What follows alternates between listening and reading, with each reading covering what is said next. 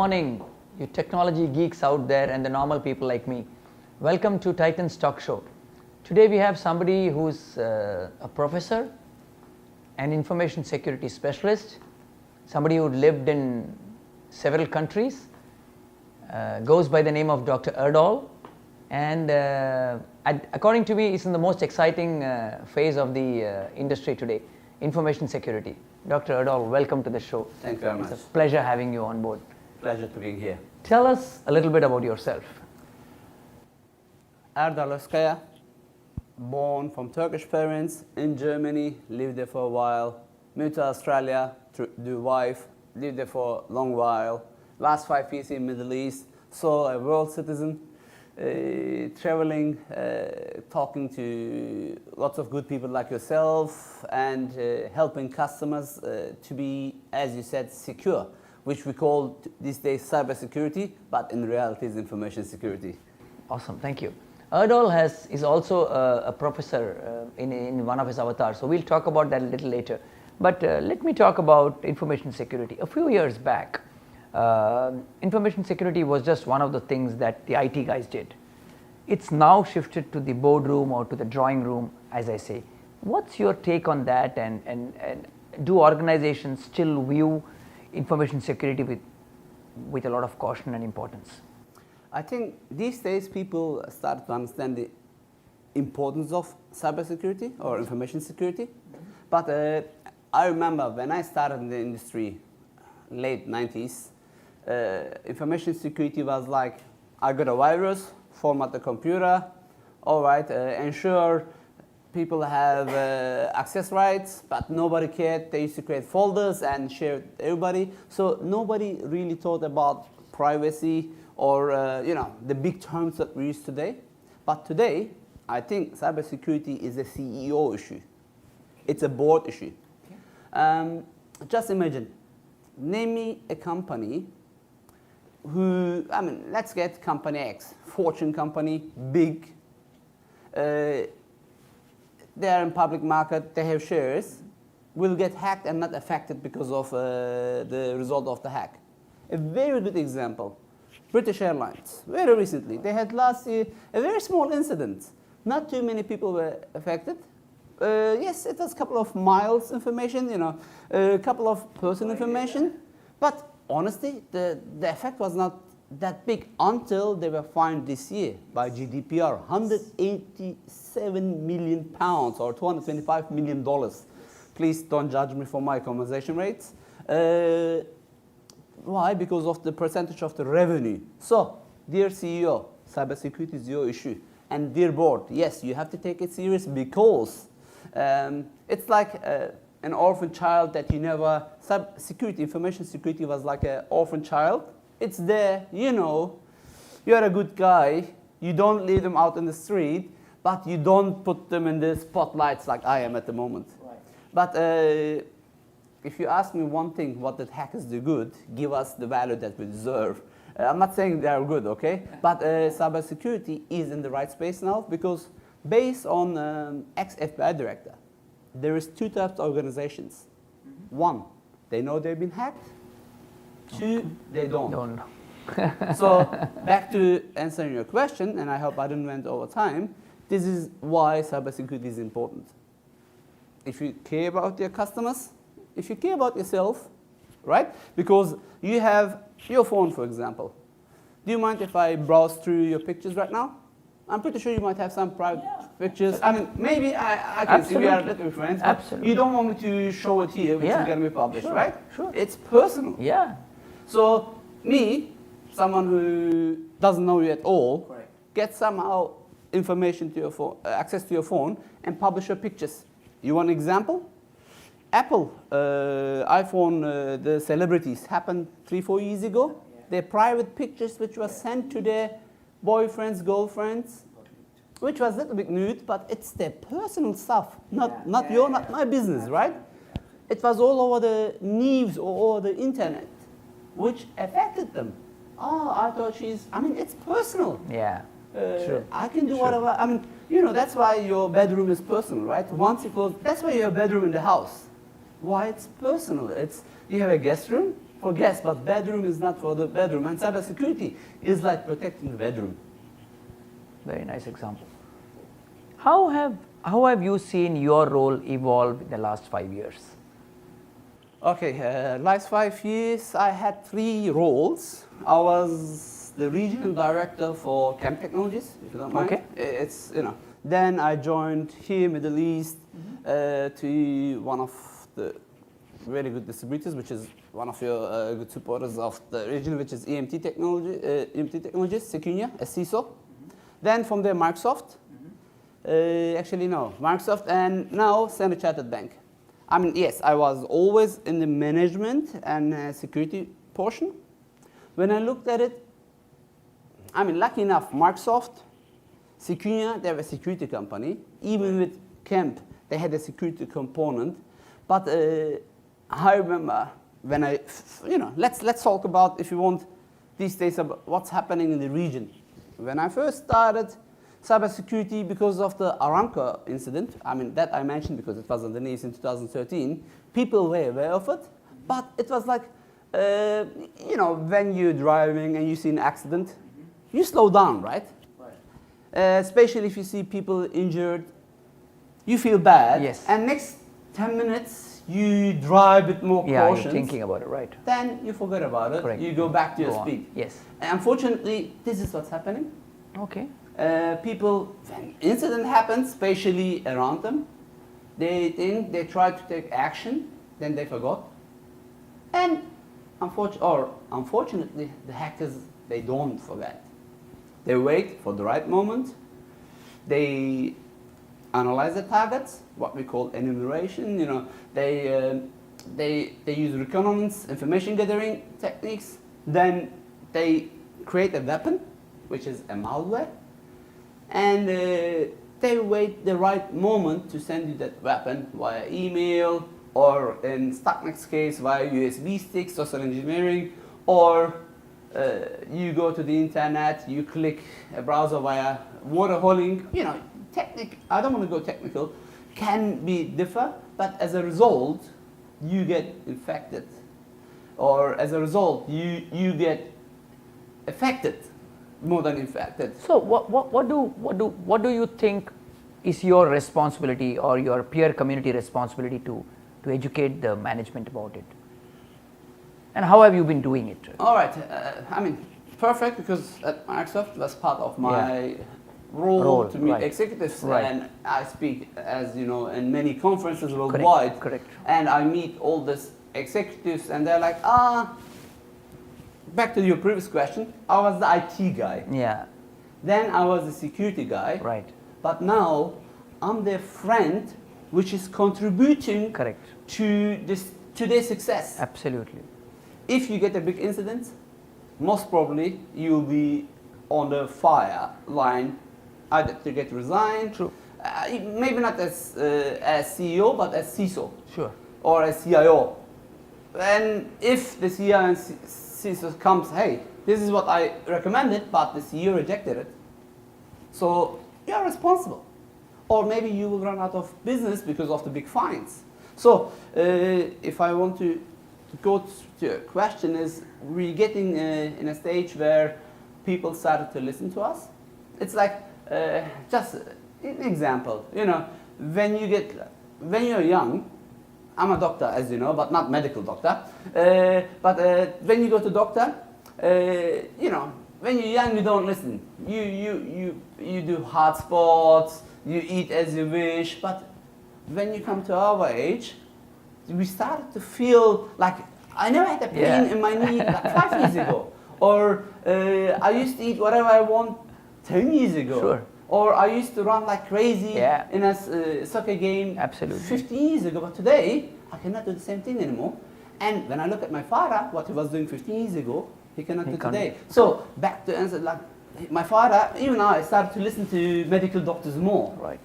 Now back to the question, people started to listen to us a bit more. So the involving part is, thanks to hackers, again, I said that because I used to say this for years, but unfortunately, the human nature, one incident is much more effective on teaching you than 1,000 advices. I might tell you 1,000 times, this tea is hot, don't touch, for little kids.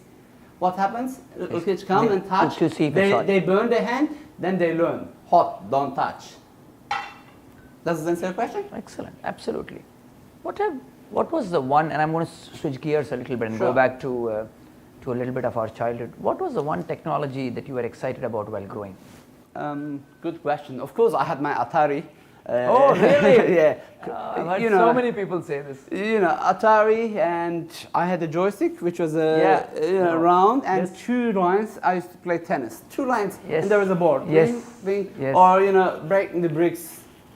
Then Commodore 64. Yeah. I mean, I'm talking. There was many different. Yeah, ones. yeah, yeah. Came through. Then Nintendo came through. Correct. Then I mean, to be honest, I started with Windows 3.1. Wow. When I say started, it's not, I was great on it, okay? Computing versus when we look today, we have, for example, Windows 10. I mean, this is still my Microsoft part. Yes, I know I don't work for them anymore, but it has full Linux support on it. You can do virtualization. You can have any other operating system on it, depending on your computing power. But I think for me it was connecting, Atari, you were playing with friends, connecting. Then I think, I would say Netscape, when I started to connect to the internet. For the ones that don't remember, it's the old Google Chrome or Internet Explorer browser, which was extremely slow. Like I remember 33.3 kilo. It was extremely slow, dial up. My mom used to get angry. Hang up the phone. I need to call my friend. Right. That's the most one because it opened the internet to me. Atari and the internet browser. Technology is an art or a science according to you? Good questions. Is technology an art or a science? I think a bit of both. Technology is a science which is getting better with art. You want an example? Yes. Think about the old desktops. Right. Forget about it, Right. Or do you remember? Do you remember I didn't have one. The very first mobile phone. Yes. It was a brick. You had to carry a box. Yes. And now your phone is in your pocket, or you got Watch. the same. It's in your watch. Yes. I think this answers the question, right? Like the art. So this is art. This is art combined with the technology. And the science at the back. And the science at the back. Excellent. If you were not in technology at all, where would you have been? I have 2 university degrees actually, believe it or not. Even though I was in technology, not as a professional, I done teaching degree. I was going to be, I done a German linguistic course. I was going to be a German teacher, most probably. Awesome. Saying that, honestly, way before, if I'm in technology today, it's because of my wife. I was very nice. I was in this part of the world. My wife was in Australia. Correct. Of course, back then she was not my wife. 1996, even Hotmail was not belonging to Microsoft. Yes. Sabir Bhatia. We met in Turkey. A German, Turkish-German guy, and Australian-Turkish lady. So we had only one way to communicate, which was technology. But because I was good on it, I became better when I moved to Australia. But just to answer this question, I was going to be university, and believe it or not, I had even a job in 2000 in the university to be a professor in the very early stages. But then there wasn't things happen, and I had to move to Australia. Then I started studying again. Okay. But the teaching passion was always in my heart. Still there. And even though I completed my doctorate just last year. Congratulations. Thank you. Saying that teaching is still there. It's still there. Someday I never left it. I've done it part-time all my life. Someday we'll see you in a classroom very soon. As you know, I'm doing it online. I even in the region, I go to schools. Very good, very good. I try to be in the classroom. I had a business before, but yes, teaching is still, because I believe the more, I learn when I teach.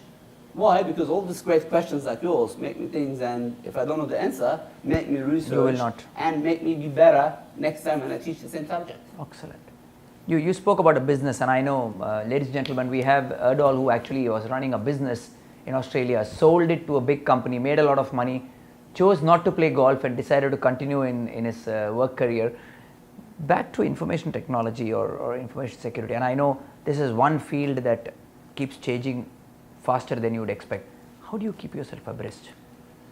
I mean, I'm just like 40 years old, look at my hair, it's gray, and it's technology is, I mean, if you ask me, what don't you like about teaching technology, I would say this change. Because you're outdated. something very hot today could be very old in 2 days. Correct. While I have to learn hundreds of technology to be a good defender, the hackers, they have to find one gap to make me a bad defender. Do you think you achieved success as a technology leader? I mean, when I meet people like yourself, they always tell me, oh, you done great, you're a doctor, you have like 15 books published, I wrote many, but when I look at myself, you know, I have lots of courseware for big organizations, but when I look at myself, I'm like, honestly, sometimes I meet someone else, it's like, wow, like people call me successful, and look at this gentleman here. If you ask me, no, I still have lots of to do. Okay. If you ask people around me, they say, but honestly, I'm not saying this to look good or to, you know, I still believe there's lots to do. That's a very to humble, be successful. That's a very humble Erdal speaking. If you were to ask or describe technology in a sentence, what would you say? Just one sentence. Technology in a general in a sentence. Technology equals life. Why? I mean, we are in UAE here, but let's get my background. My father, when he first went to Germany, it took him like 3 days with train. Now, the same, I'm from Turkey, I mean, it's Turkish born, to Germany. Now, it's 3 hours. 3 hours. My father-in-law took a boat to Australia. It was nearly a month. Now, Australia to, let's say, Dubai, 16 hours. So this happened because of technology. Excellent. Technology kills life. Life is challenging for people like you in that role. You're always under pressure. The organizations are always worried, and you are always worried. Have there been days when you thought of quitting all this? I spent, in an earlier stage of my life, lots of days in a server room. I mean, I have plans with my wife. We're supposed to go out, or I'm going to give you this one as well. But I couldn't because something that goes wrong, and the company has to operate in the morning. I cannot say, sorry, honey, there's $1 million business versus a date with your wife. I mean, of course, family first. Yeah. Not joking. When my daughter was born, I was in China. I had to fly to China for a customer. Mm-hmm. You know, I had an open ticket to come anytime if my wife goes to labor. Right. From Sydney to Wuxi, actually, to Shanghai, then Wuxi. I landed to Sydney, went home, slept 3 hours. My wife woke me up. I think the baby is coming. We went to hospital. So lots of days, actually, I was thinking of quitting. Yeah. But I mean, I'm pretty sure you heard about, you know, in a good way, Napoleon, or you heard about Bill Gates, or you heard about, of course, you heard about Steve Jobs. Okay? If Bill Gates, for example, honestly, I respect him a lot. If Bill Gates is today Bill Gates, this is because he never quit. Correct. Did you hear about George Ahmed? Do you know this guy? No. Do you know why? No. Because he quit his dream. He didn't work hard to achieve his dream. Where Bill Gates worked hard to achieve his dream, that's why you know Bill Gates. And you can put this to any successful person that you know. They are there today because they didn't quit. What has been a failure of yours that that haunts you, or you think you could have done differently? I mean, failing is good, as long as you learn and you move ahead. someone who inspired me a lot, Edison. I think Okay. he failed 1,000 times, Yes, right? yes. And he achieved in attempt 1,001. So, I mean, that's my Turkish background, where my father gave me a paper when I was 14 years old, I swear to God, from Mustafa Kemal Atatürk. And he printed out to me, and I read it back then, and still with me. There is a beautiful saying, which I changed it a little bit to myself, which I want to share with everybody if you don't mind. Sure. To be successful, you have to set up your goals. There's going to be days where you're going to feel weak. There's going to be days where everybody's going to be against you. Mm-hmm. There's going to be days where you're going to fall down. But as long as you know what you want, you learn why you fall down, and you can stand up and move ahead, and not give up on your dreams, you're going to become successful. You know, only you're going to know the days that you suffered, and probably your wife, your kids around you. But one day when people come and tell you, wow, you're successful, you know, when people tell you this, just smile to them and remember the bad days, and you know, and move on. Yeah. I make this my life motto, honestly. Yes, I failed many times. I remember my first public speech, you know, people were making fun of my accent, Wow. which I still got the accent, Yeah.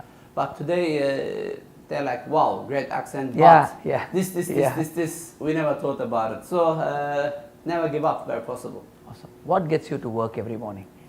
What motivates you to get to work every morning? Yeah, okay, I didn't make billions from the sale, Sure. but when I sold my business, honestly, I could be just sitting, I bought a house and live a normal life, not, like, I just think, like, again, back to Bill Gates. He's one of the world's richest men, right? Number 2, number 1, keep changes, I'm not tracking that one, but he still tried to do something. That's what I do, like my teaching part. Honestly, most of the time I'm not doing it for money. Sure. I believe sharing is caring. So, what makes me go to work every day? And last 2 years, I had 2 big companies, Microsoft and Chartered Bank. Right. I love to contribute on success. I love to, like, for example, Standard Chartered Bank, 160 years plus history, and they created trust with our customers. We created trust with our customers, and knowing that now I'm part of this history and I'm contributing to people's trust makes me feel good. And even if I can, honestly, even if I become Bill Gates, for example, I would definitely do what I'm doing now. Maybe travel a bit less, but I would definitely do what I'm doing now. What has been your Eureka moment? When you jumped out of the bathtub and said, Eureka, this is the your most precious or best moment in life? All right, most precious probably was my getting my doctorate. Okay. Awesome. How did it feel? And I wanted to quit every single second, forget about And then the start. time. Then when I was holding the diploma, like, really? Or same when I became father twice, my son Jemre and my daughter Azra, you know, I never thought, I mean, this is the 2 things which I can put as pinnacle. Of course, being happy as a husband is also there, the support, but in technology is when I got my, and honestly when I look, I had many awards. The awards make me happy for one thing, to see that, thanks God, I'm in the right direction. Yes. You know, they're not there to make me, hey, I got like, it's motivating me to do more. Industry recognizes you, yeah. You have spent a lot of time in technology and information security. There are a lot of people out there watching this show, Erdal, who want to be in your shoes, or who are aspiring to be in your shoes, or want to switch careers. What is the advice you would give them? I started to receive these questions so much, and I decided, how can I make one resource to help everybody? I started to blog but you know, blog, really? every time you put more posts, it goes to the bottom. Correct. I have lots of talks, some of them are available in video, but I said I have to give something which they can carry everywhere. Right. And I wrote a book called The Cybersecurity, The Beginner's Guide. Awesome. The blog, by the way, for the ones that want to connect, my name, last name.com, erdalozkaya.com. I have lots of stuff there. At LinkedIn, I post, but the book will take you what cybersecurity is, what are the options, what should you learn, what kind of free resources will help you, there are so many paid resources, what kind of paid resources is correct, and I authored some of them for those vendors. So the book probably will be one point of information. Wow. But to answer them now, not everybody's going to go buy the book. And I didn't say this to make the marketing material, but you know, I wrote like 400 pages to explain this as a honesty, as a guide to anybody who wants to follow. Now, if you're not curious, if you don't want to learn, if you're getting tired of learning new stuff, this job is not for you. Okay. Especially information security field is not for you if you're not going to keep up to date. As I said in one of the previous questions, what you know today could be very old just tomorrow. Absolutely. So that's one thing. If you say yes, I can do it, then you are more than welcome. The book is there, the resources are there. Good luck. Awesome. How would you tell somebody who's been in, what would you tell somebody who's been in information security for 10 years and feels he's not getting where he wants to get? What should he be doing differently? That's a good feeling, actually. That's what I have as well. If you feel but isn't that in our life like this as well? I mean, in your marriage, you do everything once you get married, or while you're hungry, you do stuff to eat. But once you eat, you think you are never ever gonna get hungry again. But in 3-4 hours, you're gonna get hungry again, right? If not, then there's something wrong. Same applies to this. I mean, same applies to your question. There's going to be never, at least for me, I'm not saying go do a PhD, I'm not saying do 2 masters or like me, 2 different university degrees, but I'm saying is there is seriously no fit answer which will, no package answer which will fit everybody. So, if you,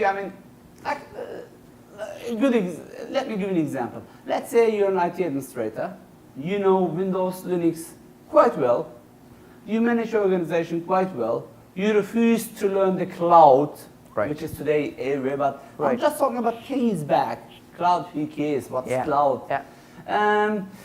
You refuse to learn the new technologies and security. You thought your antivirus, your firewall is going to be good enough for you. Then today, just in 10 years and 1 decade, unless you are 60 years old, you have 5 years for retirement, I don't mind, but if you're still like us, 40s, you're like 25, but then no, unfortunately, you have to be hungry.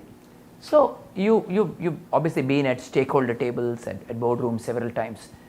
What's the mindset you go in when you walk into that room and let's say you're going to ask for $500,000 and explain to them about security and you had 5 minutes, what would you cover and what's the mindset you would? I feel like this is now a different, it's like interview, right?